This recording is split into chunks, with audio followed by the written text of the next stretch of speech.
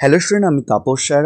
আজকে এই ভিডিওতে তোমাদের রবীন্দ্রভারতী বিশ্ববিদ্যালয়ে যাদের ডিস্টেন্সে হিস্ট্রি আছে, তো তোমাদের এমএতে যে সিসি 1.2 যে পেপারটি আছে তার যে আমি সাজেশান দিয়েছিলাম, আমি ফুল সাজেশানে আসছি না, লাস্ট মিনিট যে সাজেশান দিয়েছিলাম, তো সেই লাস্ট মিনিট সাজেশান থেকে কিন্তু 100% কমন এসছে।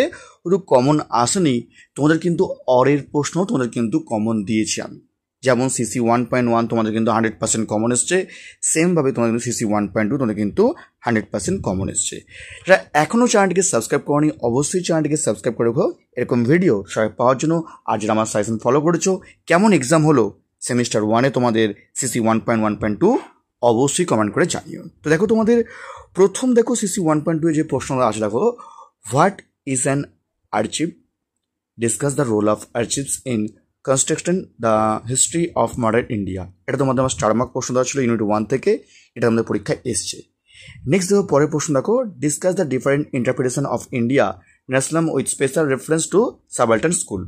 এটাও তোমাদের দিয়েছি আমি, তবে সাপোর্টিং দিয়েছিলাম, এটাও এসছে।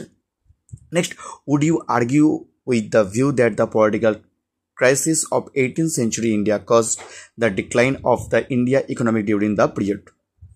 এটাও তোমাদের আমি দিয়েছিলাম এবং এটা আমাদের সাপোর্টিংয়ে দেওয়া ছিল, এটা আমার পরীক্ষায় এসছে।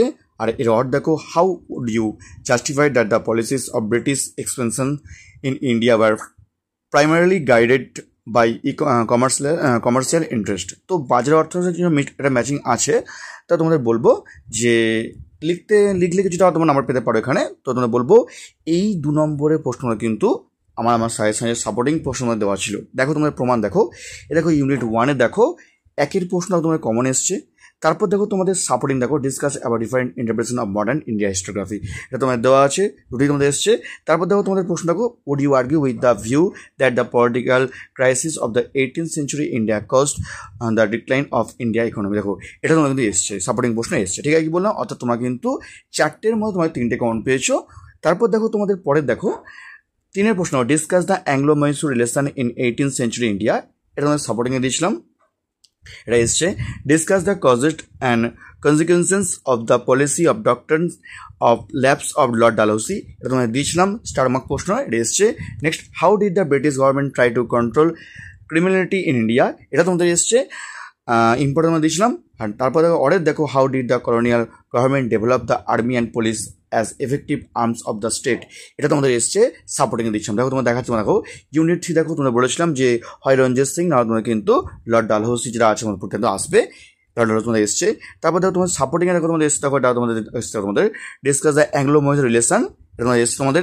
তারপর দেখো তোমাদের ইউনিট 4 দেখো তোমাদের এখানে দেখো তোমাদের 2 নম্বর প্রশ্ন দেখো, how did the British government try to control criminality in India, এটা তোমাদের এসছে। তারপর দেখো তোমাদের সাপোর্টিংয়ে দেখো, how did the colonial government develop army and police as effective arms of the state. অর্থাৎ তোমাদের কিন্তু সবই তোমাদের কিন্তু প্রশ্নটা কিন্তু কমন এসছে, ঠিক আছে? অর্থাৎ 100% কমন তোমাদের এসছে। কেমন পরীক্ষা হলো অবশ্যই কমেন্ট করে জানিও। আর যদি কেউ তোমরা সেকেন্ড সেমিস্টারে MA ডিস্টেন্সে হিস্ট্রি ক্লাস করতে চাও, তোমাদের অনলাইন বা অফলাইন দুটি মোডে তোমাদের ক্লাস হয়ে থাকে। যদি কেউ ক্লাস করতে ইচ্ছুক থাকো, আমি অফলাইনে শিয়ালদার যে সোনাথ কলেজ এবং বেহালার সাইড যে তোমার শোষণা কলেজ আছে তার কাছে অফলাইনে পড়ে থাকি। এমনকি তোমরা কিন্তু অনলাইন ক্লাসে অ্যাভেলেবেল ব্যবস্থা আছে। আমার অনলাইন ক্লাস কিন্তু অফলাইনের মতো, যদি কেউ করতে চাও তোমরা কিন্তু দুটি ডেমো ক্লাস তোমরা কিন্তু করে তোমরা দেখতে পারো, কারণ তোমাদের জুলাই মাসের ফার্স্ট উইক থেকে তোমাদের কিন্তু ক্লাস স্টার্ট হয়ে যাবে। তো আজকের মতো এটুকুই, তোমাদের কিন্তু ভর্তি নেওয়া স্টার্ট হয়ে গেছে। যদি কেউ ভর্তি ইচ্ছুক থাকো তোমরা কিন্তু আমার সঙ্গে জয়েন করতে পারো। আজ আমার সাজেশন ফলো করেছো, কেমন এক্সাম তোমরা হলো অবশ্যই তোমরা কিন্তু কমেন্ট করে জানিও। তার মতো এটুকুই।